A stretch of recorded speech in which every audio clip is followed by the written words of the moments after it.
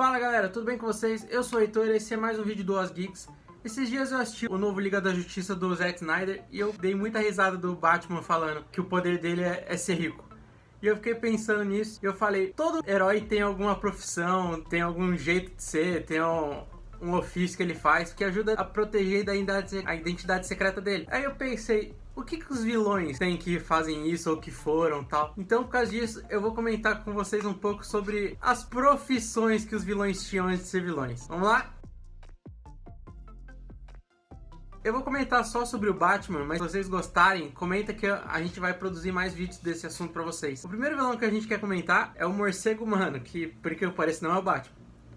O Morcego Humano foi uma forma que os escritores acharam de fazer uma piadinha com o Batman, falar que esse realmente é um morcego. Ele começou sendo um zoólogo especializado em morcego, que depois de várias experiências que ele fez em si mesmo, acabou se transformando em um morcego. Aí, a partir daí, tendo poder de voo, super força, sonar, entre outras habilidades que não são tão interessantes. Mas imagina só você ter um morcego gigante, que é um zoólogo. Isso é muito interessante. O segundo, que já começa a ser um pouco mais conhecido da galera, que é a Era Venenosa, Poison Ivy. Os filmes mostraram que ela é uma botânica com formação gigantesca, que depois de ser exposta a gás de uns experimentos, ela ganhou superpoderes, incluindo resistência a veneno, controlar as forças da natureza, fazer surgirem vinhas de vários lugares que ela quiser. Engraçado você reparar como sempre está associado no Batman poder com essa formação da pessoa que influenciou. Não é só jogado lá. O terceiro é o Espantalho, que também é bem conhecido da galera depois dos últimos filmes do Batman, que foi o primeiro vilão da última franquia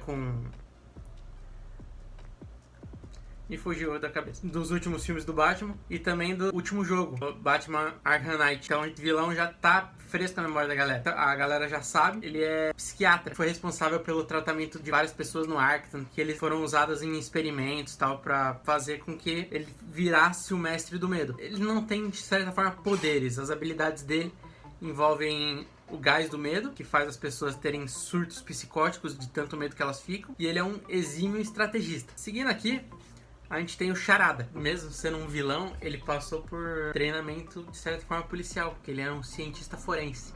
Então, ele ajudava a polícia a desvendar crimes, estudando provas e tal. E se tornou, na minha opinião, um dos maiores inimigos do Batman de forma intelectual, já que ele escondia pistas por cidade nos jogos. Ele não era da porradaria, digamos assim.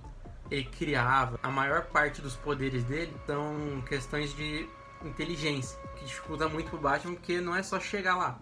Que o Charada, ele sabe esconder as coisas. Mais um, na minha opinião, bem interessante, apesar de ser bem batido esse, que todo mundo já deve entender, é a questão do Bane. O Bane em si, ele é um personagem bem marcante do Batman, pela questão dele ser um lutador de luta livre. O uniforme de vilão dele já é a máscara de lutador, uma roupa toda transformada, assim, pra caber num corpo gigante. Então, tipo, é bem caricato a questão do Bane, nos quadrinhos, pelo menos. No filme tinha como fazer muito bem isso nesses novos, mas nos antigos teve um Bane que foi bem essa questão, que foi transformado e tal.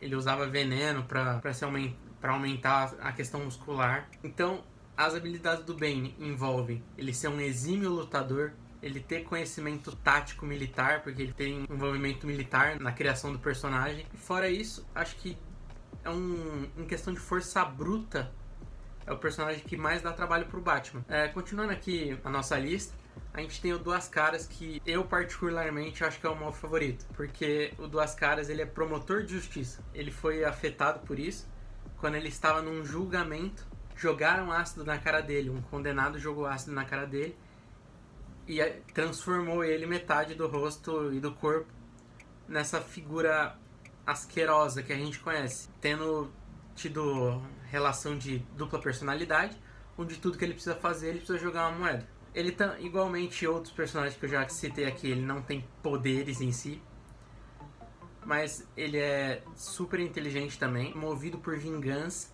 Acho que a principal característica desse personagem é ser lunático também, porque não dá pra prever o que ele vai fazer. Então, acho que essa questão o torna ele um dos personagens mais perigosos, assim, pra se lidar quando você tá falando em insanidade, porque não dá pra você falar ele vai fazer isso ou aquilo. Seguindo aqui, a gente tem o Senhor Frio. O Senhor Frio, acho que também já bem conhecido da galera. Quem conhece só dos filmes, lembra do Arnold Schwarzenegger fazendo o personagem, sendo uma questão bem...